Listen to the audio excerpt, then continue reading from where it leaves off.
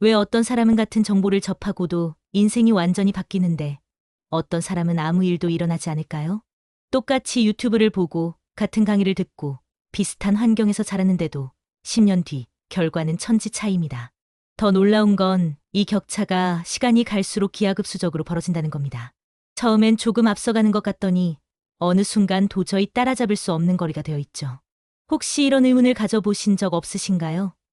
저 사람은 대체 뭘 알고 있는 거지? 마치 우려 모르는 특별한 공식을 갖고 있는 것처럼 남들이 10년 걸릴 일을 1년 만에 해치우고 남들이 평생 깨닫지 못할 진리를 마치 처음부터 알고 있었던 것처럼 움직이는 사람들 말입니다. 일론 머스크는 로켓 공학을 전혀 몰랐습니다. 페이팔을 팔고 난 뒤 갑자기 우주 사업을 시작하겠다고 했을 때 모든 사람이 미쳤다고 했죠. 그런데 단 2년 만에 그는 NASA의 베테랑 엔지니어들과 대등하게 기술 토론을 했습니다. 어떻게 가능했을까요? 레이 달리오는 1982년 완전히 망했습니다. 직원들을 모두 해고하고 자기 아버지에게 돈을 빌려야 했습니다. 그런데 그로부터 10년 뒤 그는 세계 최대 헤지펀드의 창업자가 되어 있었습니다. 그 사이 그에게 무슨 일이 일어난 걸까요? 워런 버핏은 평생 오마하라는 작은 도시를 떠나지 않았습니다. 직접 공장을 방문하지도 않고 경영진을 자주 만나지도 않습니다. 그런데 그는 전 세계 모든 산업의 본질을 꿰뚫어 봅니다. 중국 제조업의 미래도 미국 은행 산업의 위기도 그 어떤 전문가보다 정확하게 예측합니다. 어떻게 그럴 수 있을까요? 사실 이들에겐 공통점이 하나 있습니다. 그들은 절대 혼자만의 경험으로 살지 않는다는 것입니다. 인간의 수명은 고작 80년입니다. 한 사람이 직접 겪을 수 있는 실패의 종류에는 명확한 한계가 있습니다. 당신이 아무리 열심히 살아도 평생 동안 경험할 수 있는 사업 실패는 기껏해야 서너 번입니다. 투자 실패도 인간관계의 배신도 선택의 후회도 마찬가지입니다. 그런데 억만장자들은 다릅니다. 그들은 타인의 30년, 50년의 경험을 단 며칠 만에 자기 것으로 만드는 아주 정교한 시스템을 갖고 있습니다. 이 시스템만 이해한다면 당신은 직접 피 흘리며 실패하지 않고도 세계 최고의 통찰을 그대로 흡수할 수 있습니다. 오늘 지혜 수집관에서는 억만장자들이 불을 쌓기 위해 반드시 사용하는 이 시스템의 5단계를 낱낱이 공개하려고 합니다. 만약 이 영상이 끝날 때까지 이 시스템의 정체를 모른다면 당신은 앞으로도 남들이 이미 겪은 실패를 반복하며 귀중한 시간을 낭비하게 될 것입니다. 1단계 성공이 아니라 실패를 수집하라. 첫 번째 비밀은 그들이 무엇을 수집하느냐입니다. 보통 사람들은 성공한 사람의 화려한 결과에 집중합니다. 이렇게 하니까 성공했대. 저 사람은 이런 습관이 있대. 하지만 억만장자들은 정반대로 움직입니다. 그들은 성공담이 아니라 실패담을 집요하게 수집합니다. 왜일까요? 성공에는 운이 섞여 있습니다. 타이밍, 우연한 만남, 예상치 못한 행운. 이런 것들은 재현할 수 없습니다. 하지만 실패는 다릅니다. 실패에는 반드시 명확한 패턴이 있고 그 패턴은 복제 가능합니다. 1986년 우주왕복선 챌린저5가 폭발했습니다. 7명의 우주인이 목숨을 잃었죠. 원인은 단순했습니다. 영하의 날씨에서 오린 고무 패킹이 굳어버린 것. 엔지니어들은 이미 위험을 경고했지만 경영진이 발사 일정을 우선시했습니다. 이 사건 하나에서 배울 수 있는 교훈은 무엇일까요? 기술적 경고를 무시하지 마라. 일정 압박이 안전을 해치게 하지 마라. 단 하나의 실패 사례가 수십억 원의 손실을 막아줄 수 있는 원칙을 알려준 겁니다. 일론 머스크가 스페이스X를 시작할 때 그는 역사상 모든 로켓 실패 사례를 연구했습니다. 1960년 소련의 R-16 미사일 폭발로 165명이 사망한 네델린 참사, 미국의 수많은 로켓 폭발 영상, 각 사고마다 어떤 기술적 결함이 있었는지를 철저히 분석했습니다. 그 결과 그는 다른 사람들이 이미 돈과 목숨을 대가로 증명한 하면 안 되는 것들을 목록을 갖게 되었습니다. 스페이스X의 초기 로켓이 3번 연속 실패했을 때도 머스크는 당황하지 않았습니다. 그는 이미 실패의 지도를 갖고 있었기에 어디서 문제를 찾아야 하는지 정확히 알고 있었습니다. 찰리 먼거는 평생 동안 기업 실패 사례를 수집했습니다. 1970년대 미국 자동차 산업이 무너진 이유, 1990년대 일본 부동산 버블이 터진 원인, 2000년대 닷컴 버블의 메커니즘을 철저히 연구했죠. 그는 이렇게 말했습니다. 내가 어떤 투자를 판단할 때 가장 먼저 묻는 질문은 이게 어떻게 망할 수 있을까?입니다. 먼거와 워런 버핏은 매년 버크셔 해서의 주주 서한에 자신들의 실수를 낱낱이 공개했습니다. 1993년 디지터 샌들스 인수 실패, 1990년대 후반 기술주 투자 기회를 놓친 것, 석유 가격 상승을 예측하지 못한 것. 그들은 자신의 판단 오류를 숨기지 않았습니다. 레이 달리오는 한 걸음 더 나아갔습니다. 그는 브리지워터 어소시에이츠의 실수 로그라는 시스템을 만들었습니다. 모든 직원이 자신이 저지른 실수를 데이터베이스에 기록하고 왜 그 실수가 발생했는지, 어떻게 예방할 수 있었는지를 분석합니다. 30년 넘게 축적된 이 실수 데이터베이스는 회사의 가장 귀중한 자산이 되었습니다. 신입사원도 입사 첫날부터 수천 개의 실패 사례를 학습할 수 있게 된 것이죠. 노벨 경제학상을 받은 데니얼 카너먼의 연구가 이를 뒷받침합니다. 그의 저서 생각에 관한 생각에서 밝혀진 바에 따르면 인간의 뇌는 성공 사례보다 실패 사례에서 훨씬 더 명확한 인과관계를 학습합니다. 왜냐하면 성공은 여러 변수가 복합적으로 작용한 결과지만 실패는 대부분 명확한 단일 원인이 있기 때문입니다. 지금 당신이 어떤 분야에서 성장하고 싶다면 성공 스토리가 아니라 실패 스토리부터 찾으시오. 그 분야에서 망한 사람들의 이야기, 실수한 기업들의 사례, 잘못된 판단의 결과들. 그것이 당신의 자산을 지켜줄 가장 확실한 방어 코드가 됩니다. 2단계 하나의 렌즈가 아니라 여러 개의 렌즈로 보라. 두 번째 비밀은 그들이 어떻게 생각하느냐입니다. 억만장자들의 뇌는 일반인과 구조 자체가 다릅니다. 같은 현상을 봐도 그들은 완전히 다른 것을 봅니다. 찰리 먼거가 1990년대 코카콜라 주식을 평가할 때 이야기입니다. 대부분의 투자자들은 재무제표를 봤습니다. 매출, 이익, 부채 비율. 하지만 먼거는 달랐습니다. 그는 먼저 심리학으로 봤습니다. 로버트 치알디니의 설득의 심리학에 나오는 사회적 증거 원리를 떠올렸죠. 코카콜라는 전 세계 어디서나 사람들이 마시는 음료입니다. 다른 사람들이 마시니까 나도 마신다는 무의식적 심리가 작동합니다. 이건 막강한 경쟁 우위였습니다. 다음으로 생물학으로 봤습니다. 인간의 뇌는 설탕과 카페인에 중독되도록 진화했습니다. 생존에 필요한 빠른 에너지원이었으니까요. 코카콜라는 바로 이 두 가지를 완벽하게 조합한 제품입니다. 이건 단순한 기호품이 아니라 생물학적 욕구를 충족시키는 제품이라는 의미입니다. 물리학으로도 봤습니다. 복리 효과의 관점에서 코카콜라는 매년 조금씩 가격을 올려도 소비자들이 거부감을 느끼지 않습니다. 음료수 50원 올랐다고 안 사는 사람은 없으니까요. 이런 작은 가격 인상이 수십 년 누적되면 엄청난 수익성 개선으로 이어집니다. 경제학으로도 봤습니다. 네트워크 효과를 고려했죠. 코카콜라의 유통망이 전 세계에 퍼져 있다는 건 신규 경쟁자가 진입하기 극도로 어렵다는 의미입니다. 모든 구멍가게, 자판기, 식당에 이미 코카콜라가 있다는 사실 자체가 막강한 진입장벽입니다. 하나의 주식을 평가하는데 심리학, 생물학, 물리학, 경제학을 모두 동원한 겁니다.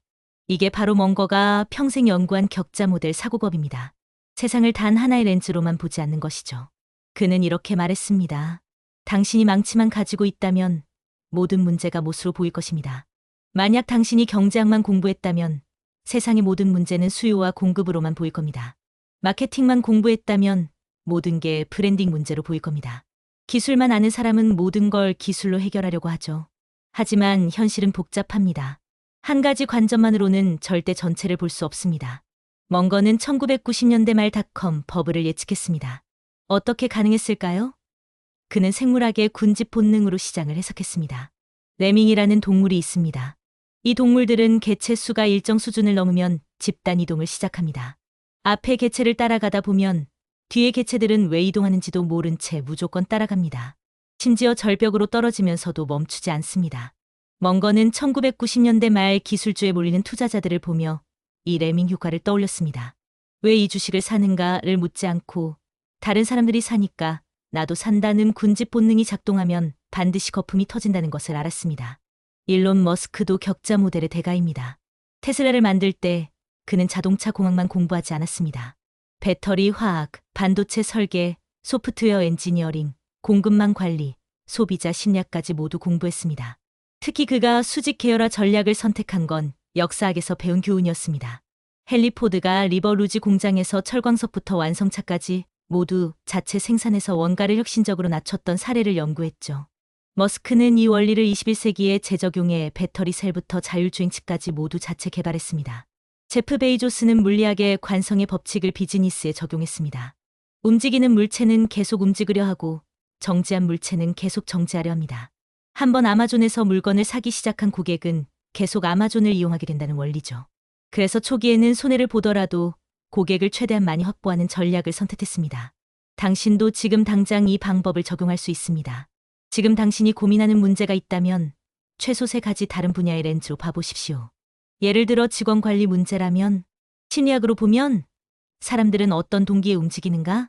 경제학으로 보면 인센티브 구조가 제대로 설계되어 있는가? 생물학으로 보면 조직이 자연스럽게 진화하고 있는가? 아니면 경직되어 있는가? 이렇게 여러 각도로 보면 전에는 보이지 않던 해결책이 갑자기 보이기 시작합니다. 3단계 정보를 일방적으로 받지 말고 논쟁하라. 세 번째 비밀은 그들이 어떻게 정보를 흡수하느냐입니다. 억만장자들은 정보를 받을 때 수동적이지 않습니다. 그들은 모든 정보와 치열하게 싸웁니다. 빌 게이츠는 매년 Think Week 하는 시간을 갖습니다. 일주일 동안 외부와 단절하고 오직 정보만 흡수하는 시간입니다. 그런데 그는 그냥 받아들이지 않습니다. 그가 제레드 다이아몬드의 총, 균, 쇠를 접했을 때의 이야기입니다. 이 책은 지리적 환경이 문명의 발전을 결정한다는 지리적 결정론을 주장합니다. 게이츠는 여백에 이렇게 썼습니다. 지리적 결정론이 모든 것을 설명할 수 있을까? 한국과 북한은 같은 지리적 조건인데 왜 이렇게 다른 결과가 나왔을까? 그는 저자의 주장을 그대로 받아들이지 않았습니다. 오히려 발레를 찾고 한계를 지적하고 다른 해석 가능성을 탐색했습니다. 워런 버핏도 마찬가지입니다. 그는 하루 56시간을 정보 흡수에 할애하는데 단순히 읽기만 하지 않습니다. 버핏이 벤저민 그레이엄의 현명한 투자자를 처음 접했을 때 그는 여백에 자신이 실제로 투자한 사례들을 하나하나 대입해봤습니다. 이 원칙을 네브래스카 퍼니처 마트에 적용하면 어떻게 될까? 이 방법으로 시즈캔디를 평가하면 얼마가 적정가일까? 이렇게 이론을 실제 사례에 적용해보는 과정에서 그는 그레이엄의 이론이 어떤 상황에서는 완벽하게 작동하지만 어떤 상황에서는 수정이 필요하다는 것을 깨달았습니다. 그 결과 탄생한 것이 그만의 독특한 투자 철학인 합리적 가격의 훌륭한 기업이라는 개념입니다. 그레이엄은 싼 가격의 평범한 기업을 선호했지만 버핏은 이를 한 단계 발전시킨 겁니다. 일론 머스크는 로켓 공학 정보를 접할 때도 능동적이었습니다. 그는 교과서의 공식을 단순히 암기하지 않았습니다. 왜 이 공식이 이렇게 유도되는가를 스스로 계산해봤습니다. 물리 법칙부터 시작해서 그 공식이 나오는 과정을 자기 손으로 직접 유도해본 것이죠. 그 결과 교과서에 나온 전통적인 로켓 설계 방식이 왜 비효율적인지를 발견했습니다. 기존 항공우주 산업은 이렇게 해왔으니까 이렇게 하는 것이라는 관성에 젖어 있었습니다. 하지만 머스크는 물리 법칙의 제1원리부터 다시 생각함으로써 비용을 10분의 1로 줄일 수 있는 새로운 방법을 찾아낸 것입니다. 왜 이런 능동적 자세가 중요할까요? MIT 신경과학과의 연구에 따르면 수동적으로 정보를 접할 때는 뇌의 언어 영역만 활성화됩니다. 하지만 그 정보에 대해 비판적으로 사고하고 반론을 제기할 때는 전전두엽 피질까지 활성화됩니다. 전전두엽 피질은 고등사고, 문제 해결, 창의성을 담당하는 부위입니다. 즉, 정보와 싸우는 행위 자체가 당신의 뇌를 더 똑똑하게 만드는 것입니다. 당신도 오늘부터 정보를 접할 때 이런 질문을 던지시오. 이 주장의 전제는 무엇인가? 이 전제가 과연 맞나? 반대 사례는 없을까? 내 경험과는 어떻게 다른가? 나라면 다른 선택을 했을까? 이렇게 정보와 논쟁하는 습관이 생기면 당신의 뇌는 단순한 저장소가 아니라 강력한 사고 엔진으로 변모하게 됩니다. 4단계 한 분야를 폭격하듯이 흡수하라. 네 번째 비밀은 그들이 얼마나 집중하느냐입니다. 억만장자들은 어떤 분야를 알고 싶으면 그 분야를 완전히 폭격합니다. 빌 게이츠가 기후변화 문제에 관심을 가지게 됐을 때 그는 관련 자료를 50개 넘게 찾아봤습니다. 기후과학, 에너지 경제학, 정책 분석, 기술 혁신. 모든 분야를 섭렵했죠. 처음 한두 개는 힘들었습니다. 생소한 용어들, 복잡한 통계, 낯선 개념들로 가득했으니까요. 하지만 5개를 넘어가면서부터 패턴이 보이기 시작했습니다. 공통적으로 이용되는 연구, 반복적으로 등장하는 핵심 개념들이 눈에 들어왔습니다. 10개가 넘어가자 어디서 의견이 갈리는지가 명확했습니다. 이산화탄소 배출을 줄이는 것이 우선이다라는 진영과 탄소 포집 기술을 개발하는 것이 더 현실적이다라는 진영의 논쟁 구도가 보였습니다. 20개를 넘어가자 각 저자가 어떤 전제를 기반으로 주장을 펼치는지 그 전제가 타당한지까지 판단할 수 있게 되었습니다. 이때부터 지식을 습득하는 비용은 거의 제로에 가까워집니다. 뇌가 이미 해당 분야의 지도를 완벽히 그렸기 때문이죠. 새로운 자료를 접할 때 아, 이건 이런 관점에서 접근하는구나. 이 부분은 다른 것에서 본 내용과 모순되는데 어느 쪽이 맞을까? 라는 식으로 즉각적인 비교와 분석이 가능해집니다. 일론 머스크가 스페이스X를 시작할 때도 마찬가지였습니다. 그는 로켓 공학 자료를 10개 넘게 찾아봤습니다. 그중에는 러시아어로 된 소련 시절의 기술 문서도 포함되어 있었습니다. 처음에는 노즐 확장비, 비추력, 열 전달 개수 같은 용어들이 외계어처럼 느껴졌습니다. 하지만 자료를 거듭할수록 이 용어들이 서로 어떻게 연결되는지, 전체 시스템에서 어떤 역할을 하는지가 보이기 시작했습니다. 결국 그는 NASA나 기존 항공우주 기업의 엔지니어들과 대등하게 토론할 수 있는 수준이 되었습니다. 워런 버핏은 특정 산업에 투자하기로 결정하면 그 산업에 관한 모든 자료를 찾아봅니다. 예를 들어 보험 산업에 투자하기로 했을 때 보험의 역사, 보험 수리학, 보험사 재무제표 분석, 보험 규제 등에 관한 모든 것을 공부했습니다. 그 결과 그는 가이코라는 보험회사를 인수할 때 그 회사의 경영진보다 보험 산업을 더 깊이 이해하고 있었습니다. 그래서 다른 투자자들이 보지 못한 가치를 발견할 수 있었죠. 이런 집중 폭격식 학습의 핵심은 무엇일까요? 첫째, 한 분야의 지식 지형도를 빠르게 파악할 수 있습니다. 어떤 주제들이 중요한지, 어떤 논쟁들이 진행 중인지, 합의된 부분과 여전히 불확실한 부분은 무엇인지를 알 수 있습니다. 둘째, 정보의 신뢰성을 판단할 수 있게 됩니다. 여러 자료를 접하면 어떤 출처가 편향되어 있고 어떤 출처가 객관적인지, 어떤 주장이 과학적 증거로 뒷받침되고 어떤 주장이 개인적 의견인지 구별할 수 있습니다. 셋째, 새로운 정보를 빠르게 흡수할 수 있는 틀이 생깁니다. 이미 그 분야의 기본 개념들이 머릿속에 정리되어 있기 때문에 새로운 것을 접할 때 어디에 위치시킬지 바로 알 수 있습니다. 여러분도 어떤 분야를 제대로 알고 싶다면 그 분야의 자료를 최소 510개는 찾아보시시오. 입문 수준부터 전문 수준까지 서로 다른 관점을 골고루 접하세요. 예를 들어 투자를 배우고 싶다면 벤저민 그레이엄의 가치 투자론, 필립 피셔의 성장주 투자론, 피터 린치의 실전 투자 경험담, 하워드 막스의 리스크 관리론, 나심 탈레브의 블랙스완 이론 등을 모두 접해야 합니다. 각각은 투자의 다른 측면을 보여줍니다. 이들을 모두 접하고 나면 투자라는 복잡한 활동의 전체 그림이 보입니다. 그때부터 당신은 초보자가 아닙니다. 5단계 나만의 인생 공식을 추출하라. 마지막 5번째 비밀은 가장 중요한 공식 추출입니다.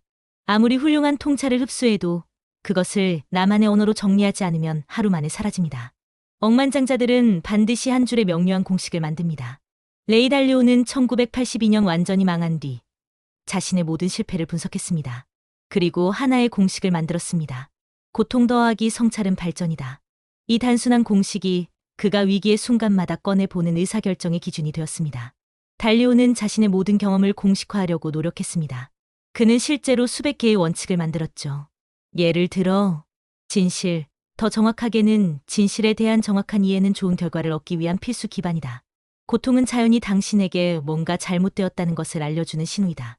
이런 원칙들은 단순해 보이지만 그의 40년 경험이 응축된 지혜입니다.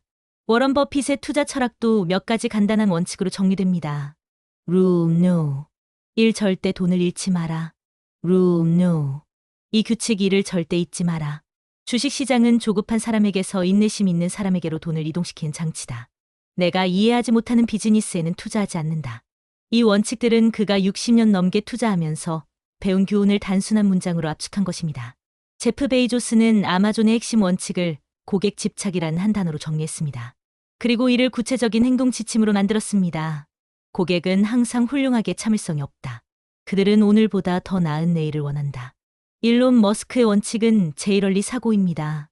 유추로 사고하지 말고 물리학의 기본 원리부터 생각하라.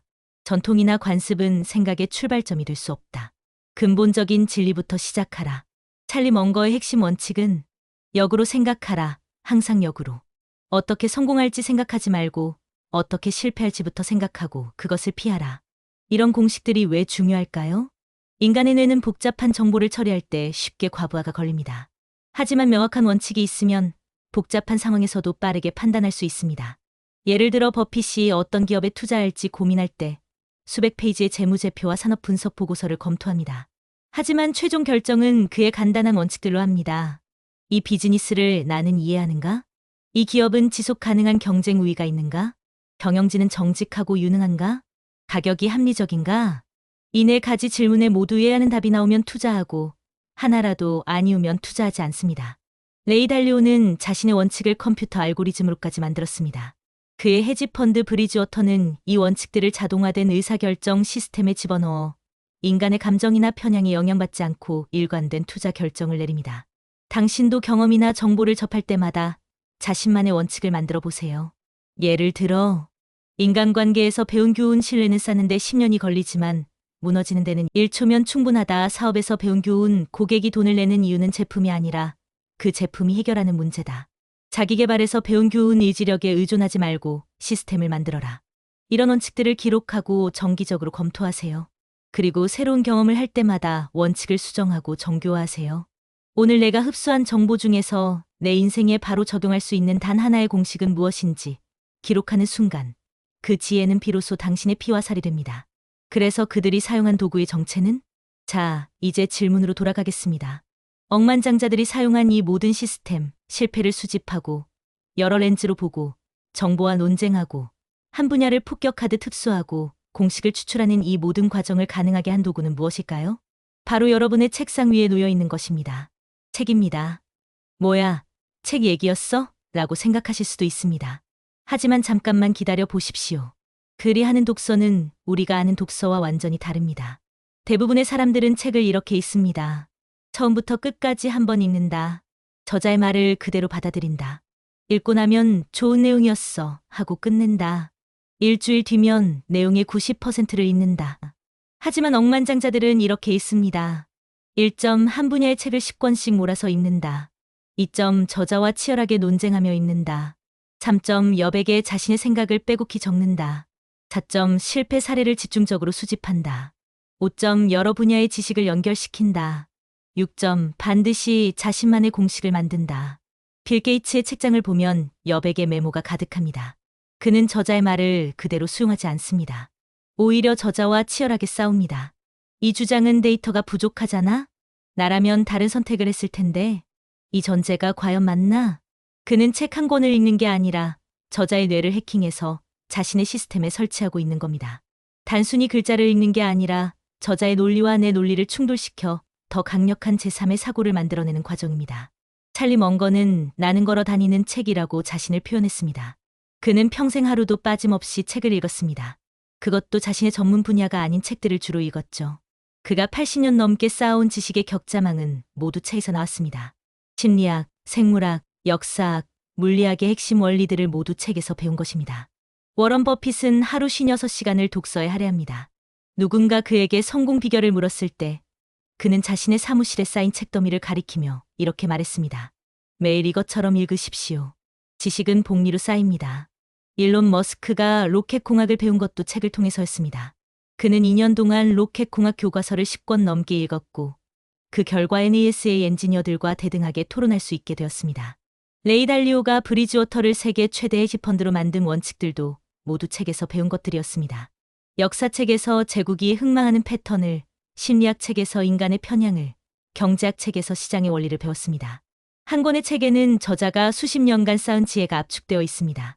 만약 당신이 일주일에 한 권씩 1년에 50권을 읽는다면 당신은 10명의 전문가가 평생 걸려 배운 지혜를 1년 만에 흡수하는 것입니다. 10년이면 500명의 전문가 지식을 습득할 수 있습니다. 이것이 바로 복리의 힘입니다. 결론 당신은 이제 거인의 어깨 위에 서 있다. 인생은 모든 실패를 직접 경험해 보기엔 너무나 짧고 잔인합니다. 하지만 오늘 이 시스템을 이해한 당신은 이제 수천 년의 세월을 뛰어넘는 지혜의 그물망과 연결되었습니다. 당신의 뒤에는 이제 수많은 거인이 버티고 서 있습니다. 아이작 뉴턴이 내가 더 멀리 볼 수 있었던 것은 거인의 어깨 위에 올라섰기 때문이다라고 말했던 것처럼 지금 당신도 거인의 어깨 위에 올라설 준비가 되었습니다. 일론 머스크, 워런 버핏, 찰리 멍거, 빌 게이츠, 레이 달리오. 이들은 모두 남다른 재능을 가진 사람들입니다. 하지만 그들의 가장 큰 재능은 타인의 지혜를 빠르게 흡수하는 능력이었습니다.